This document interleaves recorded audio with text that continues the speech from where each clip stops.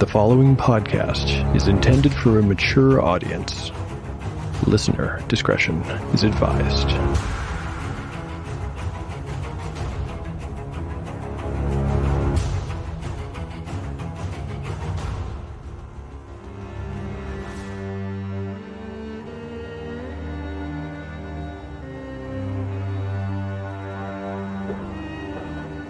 Welcome back to Tale of the Manticore. Like the creature from which it takes its name, Tale of the Manticore is a mashup, a crossbreeding between two different species of storytelling. Here you will find the unpredictability of old-school paper and dice games with the storycraft of a dark fantasy novel. No character is sacred, and no character will be spared. If the dice decide, their fate is at hand. The dice determine all. According to lore, the tale of a manticore is barbed with cruel iron spikes. There will be much pain in the days ahead.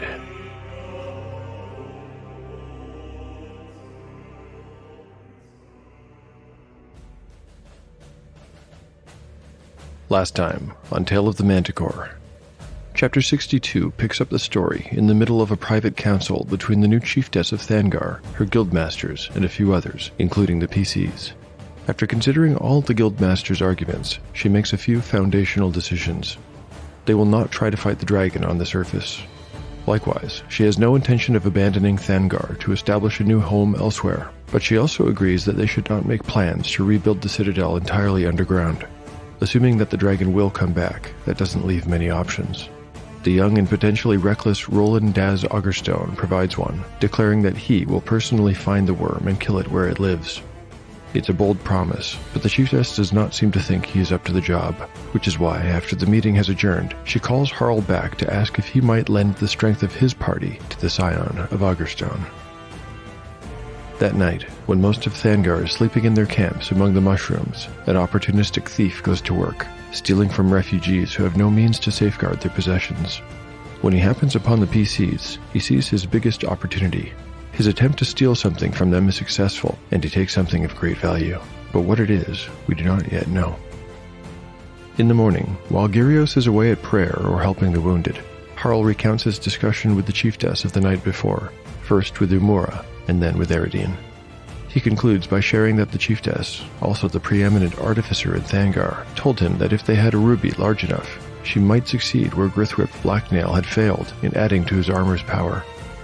Surprising everyone, even herself, Umura says she knows where they can find one.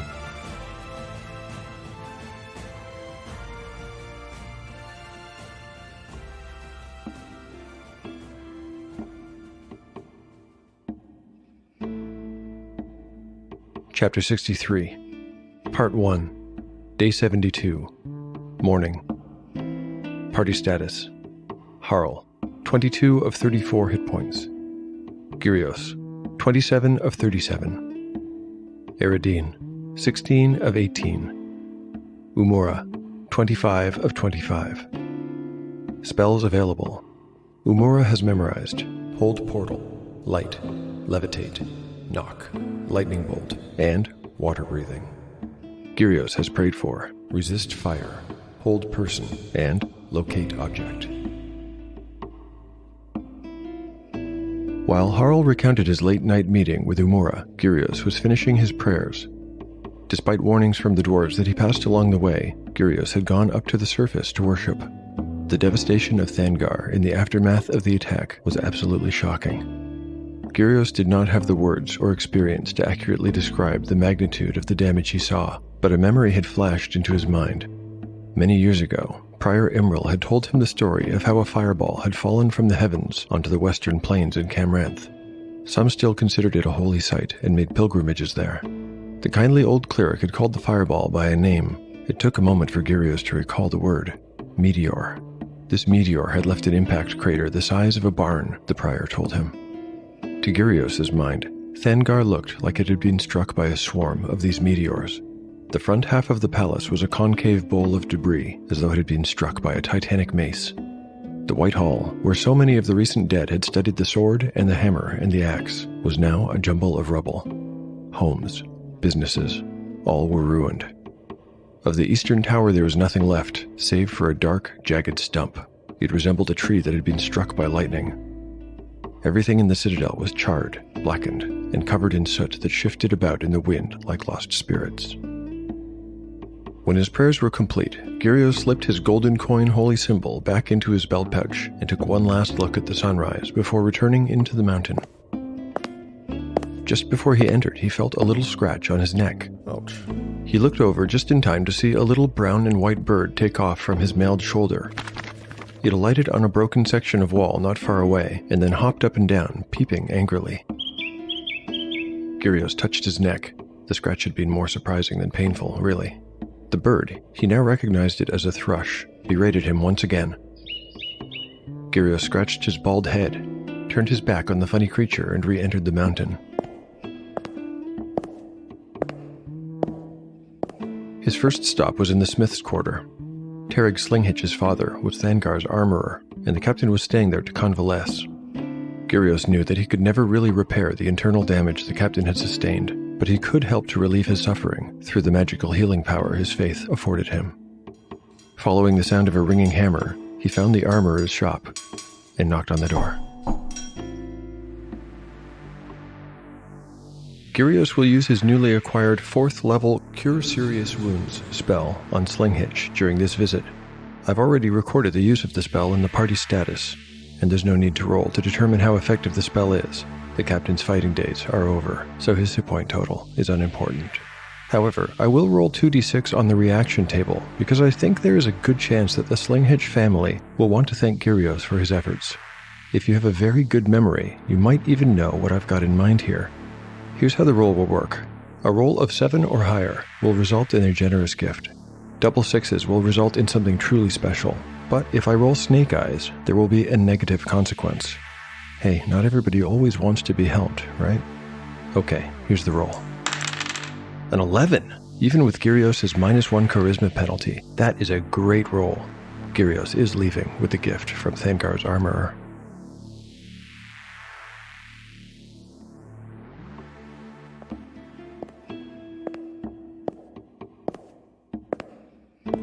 When Gyrios got back, he found Umura and Eridine packing their things, but Harl, he noticed, was not. He looked at the two women questioningly. They looked at him the same way. Where did you get that? Yes, it's quite a work of art, isn't it? They were talking about the gift from Slinghitch's father. It was the very same suit of plate and mail that Gyrios had once admired, wishing he could afford it. The work of art that Gyrios referred to was the simple yet elegant design of a rising sun hammered into the breastplate. The armorer had worked on it since the coronation ceremony the day before, intending it as a gift to the human that had done so much to aid his son. But, are you two going somewhere? It took them a while to explain everything. After they were done, he found himself wanting to join them. He even suggested it, but they had to turn him down. For where they intended to go, it was best that he stay in Thangar. Besides, there was still so much work for him to do here, so many people that needed his prayers and healing. Gyrios thought of the destruction he had witnessed above. Mazagar be with you. I will count the days until you return. Although he addressed them both, he was looking at Eridine when he said the words. After the women had left, Gyrios and Harl ate a quick lunch, rations distributed by the Dumanon, Kamio, who had been tasked with feeding the surviving Thangarians. The portions were bigger than Harl would have expected. Although the mushroom fields were really just meant to supplement the dwarves' diet, there were simply fewer mouths to feed now. Gyrios mastered his disinclination and ate along with the rest of the dwarves. There wasn't much choice. It was either that or go hungry. You keep eating like a dwarf and maybe you'll bulk up a little, eh, my friend? Dwarves believed that it was because of their diet that as they aged, they tended to grow stronger, not weaker, as the other races did. When they were done, Harl set down his cup and wiped his mouth with the back of his hand. Sooner or later, we'll need to go and speak with Roland Daz. Now is as good a time as any, Gyrios replied. My thoughts as well. Do you want to pray for good luck before we do? This could be difficult. I have already prayed for each one of us. Ha, good. Then let's go and find him.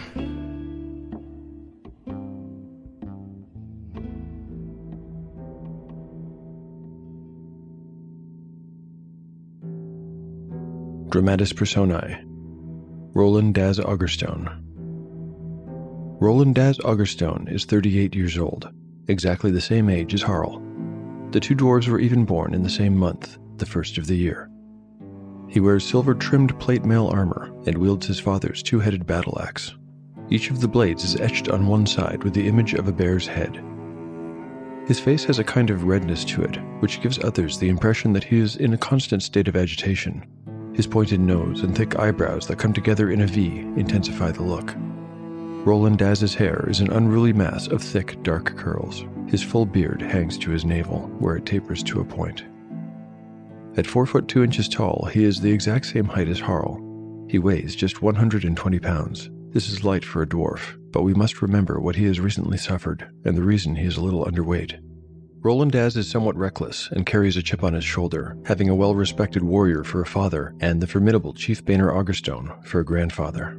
Now that both of them are dead, he feels even more pressure to live up to his family name and will risk his own life to do so. Whether he becomes an asset or a hindrance to the party is as yet unknown, but I think at this point we do need to fully flesh him out, so let's quickly roll up his stats. A few things to keep in mind. Because he is a dwarf, he will min out at the racial requirements, meaning his constitution will be at least a 9. He'll also get a 13 or better in his prime requisite strength score. To balance out these advantages, he will not receive any stat bonus rolls earned by his having reached level 4. Let's get to rolling. I got some beautiful new bright green dice in the mail today. Let's see if they're lucky. Strength. A 14, a very good start, +1 to hit and damage. Intelligence. A 9, okay. Wisdom. 14. Well, that's not really how I imagined him. I've already described him as reckless, but okay. Maybe he's extremely perceptive or has good instincts. Dexterity. What? 18? I can't remember the last time I rolled triple sixes during character creation. Holy smokes. That will give him a 3-point bonus to his AC. Wow. Alright, we'll continue with Constitution. An 11. Charisma. A 9. So, Roland Daz is one of the strongest characters I've ever rolled up. I wonder why I can't roll like this for PCs. Let's see if these hot dice are still smoking. Rolling for hit points. That's 4d8 with no bonuses, with a min out at 17. Bad rolls, totaling 16. Okay, he gets bumped up to 17 then. With his shieldless plate mail, his base AC is a 3, but that dex score takes him to a 0. All in all, he isn't very tough, but he is extremely hard to hit. Okay, now to interpret these scores and think about how they would shape his personality. Roland Daz has spent more hours of his life in the Whitehall than any other dwarf his age. As the grandson of the chief, he has enjoyed a range of personal tutors who have added their expertise to his natural speed and talent. He is swift, strong, and wise. More than one dwarf has told him that they hope to see him as Thangar's ruler one day. Although he has not inherited his grandfather's love of commerce, he is a good judge of character. Still, the apple did not fall far from the tree. By the time Roland Daz was 20, he and his father were sparring together daily, and by the time he was 25, he was winning. His father used to tell his wife that their son seemed to have eyes in the back of his head and could guess his every move, choosing the correct parry before he had even chosen the thrust. The loss of his father, and now his grandfather, has hit him hard, but Roland Daz is infinitely proud to be an Augerstone. The following podcast is not intended for younger audiences. Listener discretion is advised. The Iron Realm. When all planes of existence fall to ash, there is only one realm that remains.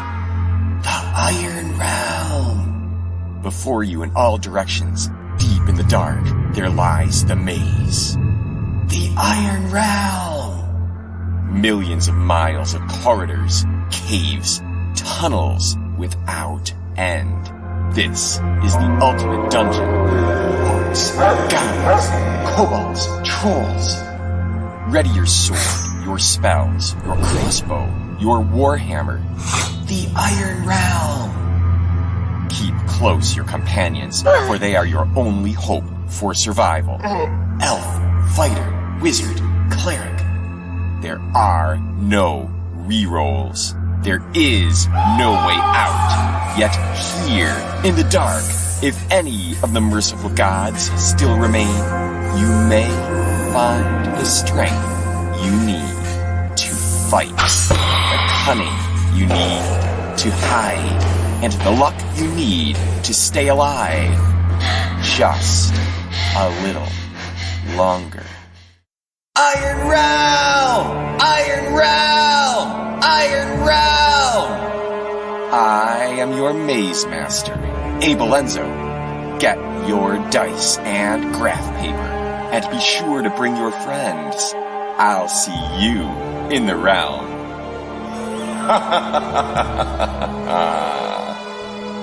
Get the podcast at theironrealm.com or theironrealm.blogspot.com. There be dragons here.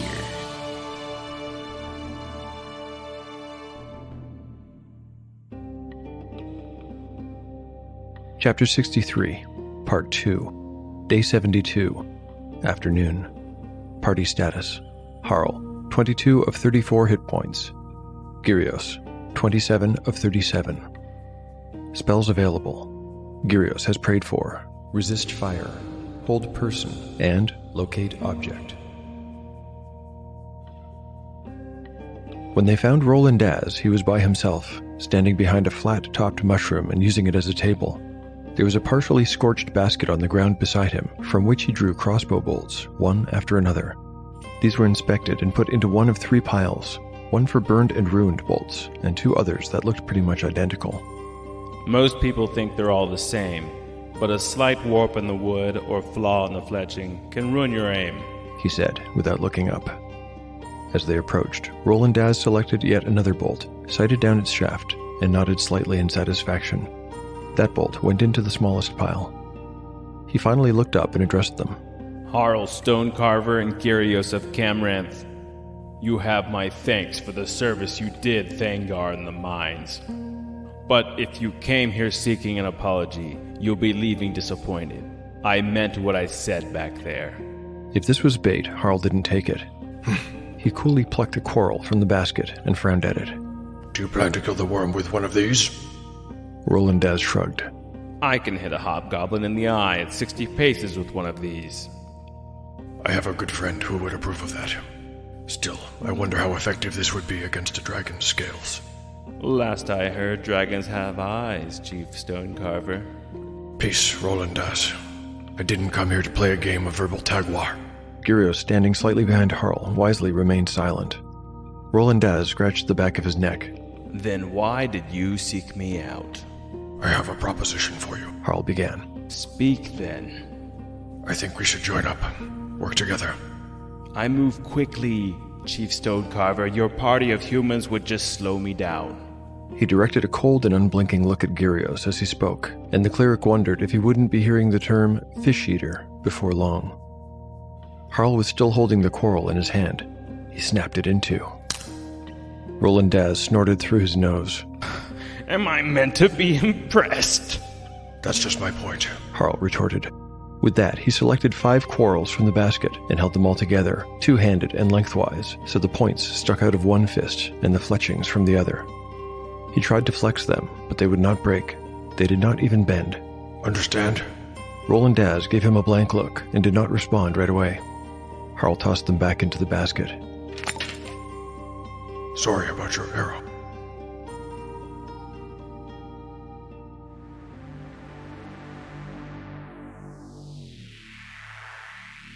Very often, as a result of how slowly I play this game, really at the speed of typing with lots and lots of breaks between short sessions, I realize that my first idea was not my best, and I come up with something better.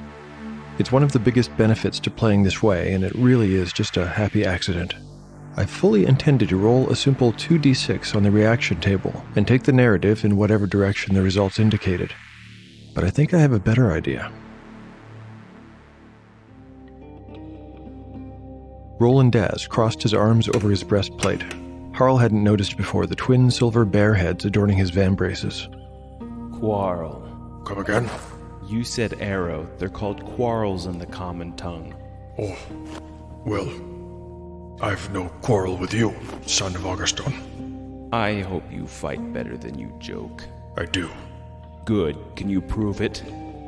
I'm sorry. I don't think I follow. Harl scratched his beard and threw a sidelong glance at Gyrios, who just winced and shrugged. Chief Stonecarver, I will join with you on one condition. Best me in single combat, and I am yours to command. You and I will spar tonight. If I'm to be ruled by you, I would know you are the stronger dwarf.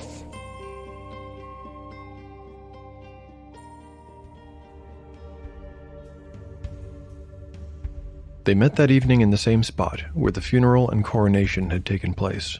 This was not to be a private affair, as Harl had hoped, but a very public one. Every dwarf who had stood in the audience the evening before was there again. There was an excitement, an electricity in the air. They knew they were about to see something special. In the center of the crowd, right where the chiefess had donned the crown formerly worn by Baner Augerstone, was now a ring of Brannabill lamps that described a circle just 20 feet in diameter. They pulsed and flickered as the insects within scuttled about their little prisons. Standing in the middle of the ring was a pair of dwarves. Roland Daz was there, wearing his silver-chased armor and holding a blunted battle axe. The second dwarf was none other than Grumblebelly. He was dressed in robes of black velvet, and a starkly contrasting white ermine cape hung from his shoulders. You're the new seneschal? Asked Harl, bewildered as he entered the ring. The crowd that had parted to let him pass now closed behind him. Try not to look so surprised, replied Grumblebelly dryly. Are you ready? Harl looked at his own shabby practice axe with its dull blade. He looked to his right and saw Gyrios in the audience mouthing a prayer. That was not especially comforting. He looked left and saw Garrett Magger in the front row. Garrett caught his eye and gave him a nod of support. I guess so. Then let's proceed. Several minutes of requisite pomp and ceremony followed, in which Grumblebelly extolled the virtues of each fighter to the crowd, and further explained that their fight would end when one of them managed to knock the other down. And so, champions, with our chiefess's blessing, fight on! Entering combat.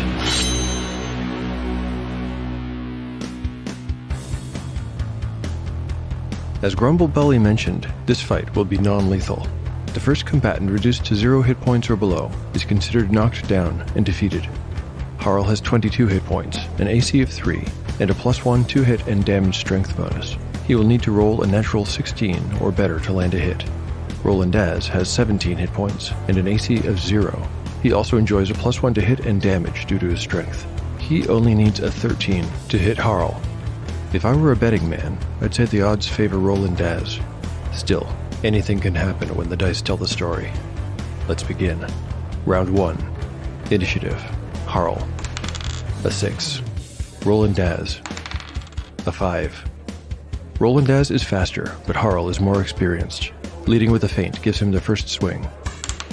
A 14. A good roll, but a miss. Roland Daz jumps away and strikes back with incredible speed.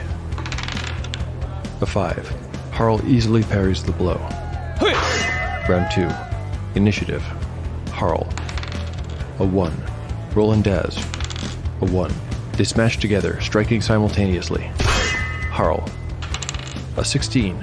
He surprises the other dwarf by shooting in and headbutting him. 4. 7 damage. Roland Daz's counterattack.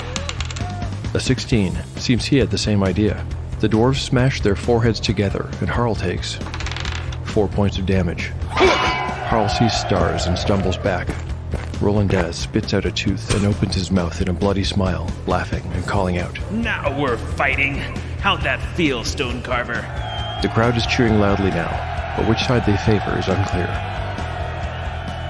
Round 3. Harl is down to 18 hit points. Roland Daz has 10. Initiative. Harl. A 2. Roland Daz.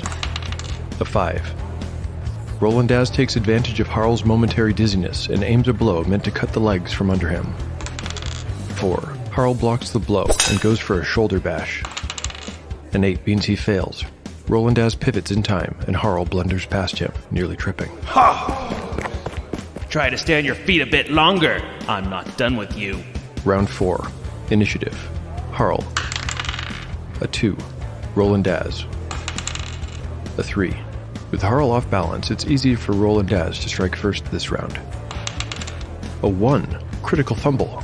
Harl, it turns out, was not off balance at all, but fully in control. Once Roland Daz commits to his move, Harl spins out of the way, hooks the blade of his axe against his opponent's handle, and yanks it free. Roland Daz, now weaponless, looks up, momentarily panicked as Harl once again crashes into him. A 6 is not good enough to cause damage. Roland Daz shoves him away, and the two face off again with the Thangarian's weapon lying on the floor between them. Round 5. Initiative. Harl. 5. Roland Daz. A 5. I think you dropped something, says Harl, smiling back. Now that they're in the thick of it and his blood is up, he is starting to enjoy himself. Harl kicks the fallen battle axe to the side and swings with all his might as the other tries to duck under the blow in an attempt to retrieve his weapon. A 3. Harl's blunted axe whistles through empty air, and Roland Daz snatches up his blade. Round 6. Initiative. Harl. A 6. Roland Daz. A 3. Harl makes his move before his opponent can regain his balance. 18. Harl connects, slamming his blunted axe two-handed into the other dwarf's side for 8 points. Wow. Harl rings Roland Daz like a bell, and the other staggers sideways, wincing in pain. The counterattack. A 15. That's also a hit. Harl takes 6 points as the other dwarf wallops him right back. All around them, the crowd roars their approval. Round 7. Harl is down to 12 hit points. Roland Daz has 3. Things are looking up for Harl, but you never can tell. Initiative. Harl. A 2. Roland Daz. A 3. The Thangarian darts in. By Grunmog, he's fast. Harl has time to think before... A 2. Batting away a poorly aimed blow. Roland Daz grins away, now breathing hard, as is Harl. You move about as fast as a sack of onions, Chief Stonecarver. Harl waits for an opportunity as they circle each other. A 16! The wait pays off. 8 points! That's more than enough to end this fight. Harl hooks the curved edge of his blade behind Roland Daz's ankle and then shoves him with his left hand as hard as he can. His opponent falls flat on his back with a clang, making the nearby Brannabill lamps jump. My father told me that if you can't be fast, you better be patient. Roland Daz lies on his back, laughing. That was the best fight I've had in years. He said, coughing. The best fight I've had since my father passed away. You have bested me, Harl Stonecarver. I'm yours to command.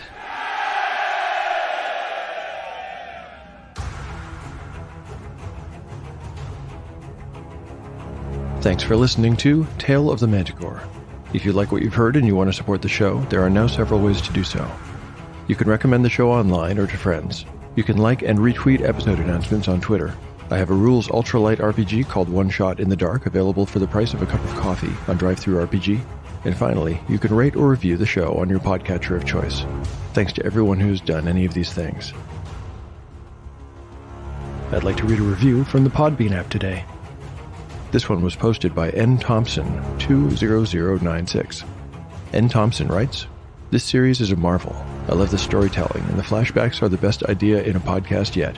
Anyone who listens will be hooked. Keep up the good work.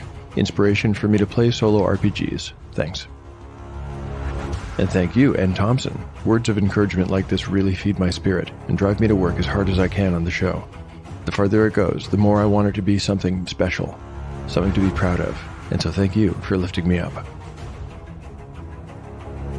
Okay, speaking of elevating the show, let's talk about this episode's voice talent.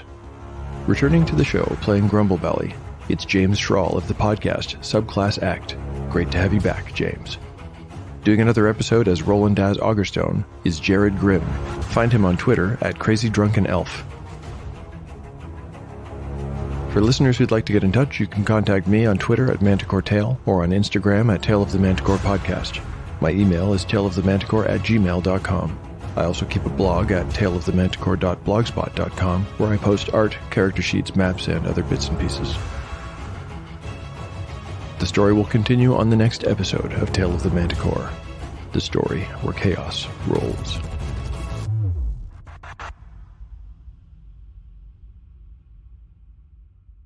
Are you itching for a good story?